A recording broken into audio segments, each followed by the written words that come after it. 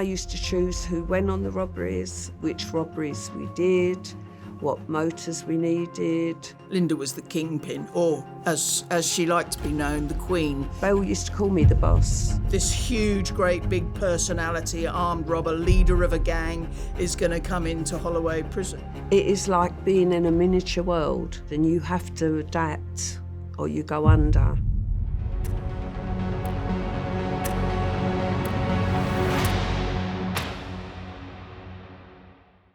My name is Linda Calvey. I'm known as the Black Widow. I've been in prison twice. The first time for armed robbery, the second time for murder, which I never committed. I bet you cut that bit out. No, we'll keep that in. We'll see. How many years were you in Holloway prison for? I probably spent about 6 years in total in Holloway. I first met Linda Calvey on D3 unit when she was convicted of armed robbery. I was in reception and they said, "Oh God, you've got 7 years. How will you do it?" And I said, "Well, I committed the crime. I will have to do it." They laughed and went, "Oh God, they usually all come in and say they didn't do it. And there's you with the biggest sentence saying you did." That was when I first met Vanessa. I called her Frakey. I think she thought I was young, and I think she probably clocked that I was quite naive at that time. She was the newbie, and I was the newbie, but on opposite sides of the fence. Were you nervous to have such a high-profile prisoner coming to Holloway? Thing is, with a prison, it's very much a rumour mill. One person says one thing, and then by the time it gets round to you, it's this huge, great, big personality, armed robber, leader of a gang, is going to come into Holloway prison. People had read about me, and they were all, "Oh wow, we're getting the armed robber coming up here, the big gangster lady." A female armed robber at that time was something that was unique. She was the one who was the head of the gang. I used to choose who went on the robberies, which robberies we did, what motors we needed. They all used to call me the boss. And they used to go, "Okay, boss, radio boss." Linda was the kingpin, or as she liked to be known, the Queen. I did enjoy that power. What did you think of each other? Linda, I would say, was like an old con. You knew where you stood with Linda. Linda was pretty much straight down the middle. You asked her to do something, she'd do it. I was always very polite to staff. Mind you, I always like to think if I could get something, I mean, if I got a bar of chocolate I shouldn't have, that was the best bar of chocolate. I think with Linda, she was a bit like a swan. On top, she was this really good wing cleaner. She was very personable. You could chat to her about, what was going on the TV in EastEnders or whatever, and build a sort of professional relationship with her. But I would imagine that Linda knew how drugs were getting in, who, if she wanted to go and get drugs, she knew where to get them from. On one particular day, somebody came in with a new baby and they found a syringe and needles in the baby's nappy. Everybody was really, really angry. So they went, "Oh, that's it. They're going to stop these visits." And a lot of them were going, "Come on, there's a line, and that line's been crossed." Do you think that Linda will have changed much since you saw her in prison?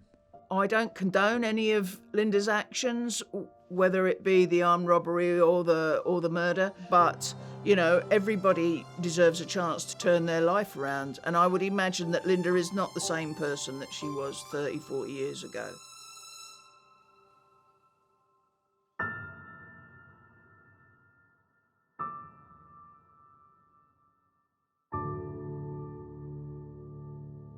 Long time no see. Well, who'd have thought, Linda? Who'd have thought? All those years ago, and look where we are now. I know. You couldn't make it up. You couldn't, could you? What was the first thing you thought of when you came into jail? I came in late in the evening, didn't I? Yeah. So there were only 2 people in there. And obviously I didn't realise that they were not the norm. There was one woman looking at the wall going, "Turn your head and pray to Jesus, turn your head and pray to Jesus." And there was another young junkie girl that was clucking, going up and down, up and down. And I thought, my God, if this is what I've got to live with, I will go insane. The first few days in Holloway were very, very scary. I was put into C1, which is the psychiatric wing. I was running alive with cockroaches, there was rats. The mattress was stained with urine, it was stained with blood. There was food up the walls. All I could hear all night were women screaming. Awful. It was like being in a horror show. I found it quite intimidating and overwhelming. Suddenly to be faced with all these women. I can remember doing my NEPO and standing in the middle of free flow and watching just hundreds and hundreds and hundreds of women coming towards me. And the more they came towards me, the more I sort of scooted back till I had my back safely against the wall. They would put us in these sort of nylon blue overalls with a big badge stuck on your chest sort of saying NEPO, new entrant prison officer. So you might as well have had it tattooed on your forehead that you were this new recruit. You stuck out like a sore thumb. People stepped on you. They didn't step over you. And it was very difficult. One day I walked down the corridor and I walked through the middle of C1 and I went, oh my God, I've adjusted to the place because it didn't scare me anymore. I actually walked through the C1 girls. Down the middle, though. Down the middle. Yeah, you wouldn't go either side by the hatches, would you? No. One of the girls in my room come back one day distraught and said one of the girls had pulled her eye out and thrown it out the hatch on the floor. And the nurse come up, got a tissue out of her pocket and picked it up, and Linda went, you've picked it up in a dirty tissue. And she went, it can't go back in her head. It's interesting because I think, prisoners become institutionalised, so do staff. I mean, I still have my dinner at 12. I can still sit on the top of a bus and count passengers going on and off. Do you know what I mean? So I'm as institutionalised as any life a prisoner. It was quite regimented. The chief officers were like God. If the chief walked onto the landing or a principal officer walked onto the landing, you shot up and stood to attention. Vanessa, what kind of prisoner do you think you'd have been? You were the epitome of what I would be like in jail. I'd get myself a good job, keep me mouth shut and my eyes open and listen to what was going on. You struck me as that type of person. Well, did you ever get nicked for anything? Were you ever put on report? Nah. See, I absolutely believed that. I never saw you ever be confrontational to prisoners or to staff. No, never. You did have more of a relationship with the screws that were on your landing because obviously there was only a few of them and there was just a few of us and we were on there all day. So, yeah, you did actually get to know them that bit better. Probably the majority of staff, it's a job, it's a secure job, you've got your pension, and I can understand that. But there's also maybe 5% of prison officers that enjoy making life harder. I think you're probably just about right there. I was always taught that there is a line.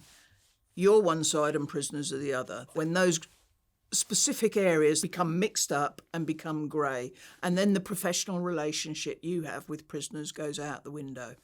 Has Vanessa heard about your phone call with Charles Bronson? Well, I was on D3 and I was called in, Linda, come into the office, you've got a phone call.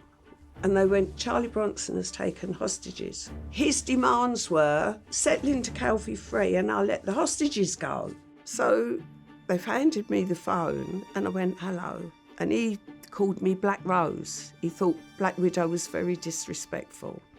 And he went, hello, Black Rose, I've took hostages. I went, yes, I've just heard. So he said, for you. I'm keeping them until they let you go home. So I've had to think on my feet. I went, yeah, then I think I'm going home next week, which was a lie. Oh, you're all right. She's going home next week. Oh, well, take care of yourself. And he made them sing, he's got the whole world in his hands, but change it to shotgun. And he went, rightio, Black Rose, you won't hear from me for quite a long while because I'll be going down in the box. When did you meet him? I never even met him then. He used to write to me. Oh, right. I mean, it's almost unbelievable. But it for the was fact the truth. that wherever he was, decided to phone Holloway, and Holloway decided, it was acceptable to put you on a phone. What would have happened if you'd have said that and then he'd have killed somebody? But in all fairness, Linda, you're not a hostage negotiator. No, whoever done it was very clever, thinking, well, let's try this first and see if she could say to him, don't do it. Well, yeah, I mean, fair enough, it worked. I mean, that's going back in time when very, very different. Yeah. Is there anything you miss from prison? I struggled when I retired to find my place in society. It's talking to people and bantering with people. When you work within a prison, you're part of a whole community. Do you miss anything about prison? Yes, I do, some parts of it. Friendships that you made. Camaraderie. Yeah. As much as you don't want to be in prison, I actually felt I fitted in Holloway. Do you think you could have ever imagined that you'd be sat opposite each other again one day? No. Never in a million years would I have thought I'd be sat next to or opposite Linda Calvey, a.k.a. the Black Widow. If somebody had stood there with that first day in Holloway and gone, blah, blah, years down the line, we'd have gone, don't talk rubbish. Yeah, we'd be like, God.